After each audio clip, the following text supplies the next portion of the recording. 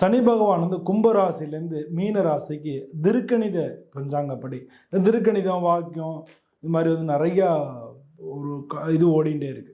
இப்போ திருக்கணிதம் அப்படின்றதுக்கு வாக்கியத்துக்கும் ஒரு சின்ன டிஃபரன்ஸ் அப்படின்றது வந்து என்ன அப்படின்னா, நம்ம கையால் கணிக்கும் பொழுது புள்ளி சைபர் 5 அப்படின்னு வரும். 5க்கு மேலே இருந்ததுன்னா ஒன்று சேர்த்துக்கும், 6ன்னு சேர்த்துக்கும். 5க்கு கீழே இருந்ததுன்னா விட்டுருவோம்.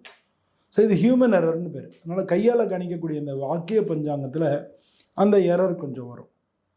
அது திருக்கணித பஞ்சாங்கத்தில் அந்த எரர் வராது. ஏன்னா வந்து இப்போ கால்குலேட்டரில் போகிறோம்னா புள்ளி சைபர் 1 1 1 1 அப்படின்னு வரும். அதனால் பாகை விகலை கலை அப்படின்னு சொல்லி இந்த சேட்டலைட்லாம் அனுப்புனதுக்கப்புறம் நமக்கு வந்து இந்த திருக்கணித பஞ்சாங்கம் வந்து ரொம்ப ஓரளவு துல்லியமாக இருக்கிறதா இந்தியா ஃபுல்லாக எல்லா அஸ்ட்ராலஜரும் நம்ம திருக்கணிதப்படி பார்க்கறதுக்கான காரணம் இதான். அதனால் வந்து திருக்கணித பஞ்சாங்கப்படியே நம்ம வந்து இந்த பலன்கள் சொல்லிகிட்டு இருக்கோம்.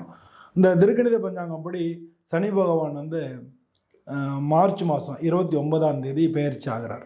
அவர் வந்து கும்பராசியில் மீன ராசிக்கு பயிற்சி ஆகிறார். அவர் வந்து 3/6/2027 வரைக்கும் மீன ராசியில் தான் இருக்கார். இதில் நடுவில் வந்து 2 தூரம் வக்ரம் ஆகிறார், வக்ரகதி அடைகிறார்.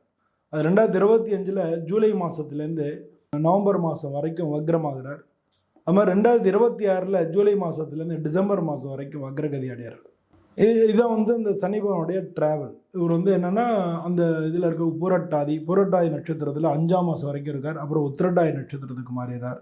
அப்புறம் உத்திரட்டாதி நட்சத்திரத்தில் வக்ரம்லாம் ஆகி அடுத்த மார்ச் மாதம் வந்து 2026 மே மாதம் வாக்கில் வந்து ரேவதி நட்சத்திரத்துக்கு மாறுறார். ரேவதி நட்சத்திரத்திலே தான் அதுக்கப்புறம் வந்து அவர் வக்ரகதியெலாம் அடைஞ்சு திரும்ப ரேவதி நட்சத்திரத்தில் இருந்து அவர் வந்து அஸ்வதி நட்சத்திரத்துக்கு 3/6/2027 அவர் மேஷ ராசிக்கு பயிற்சியாரார். அதாவது 29/3/2025 3/6/2027 வரைக்கும் அவர் மீன ராசியில் இருக்கார்.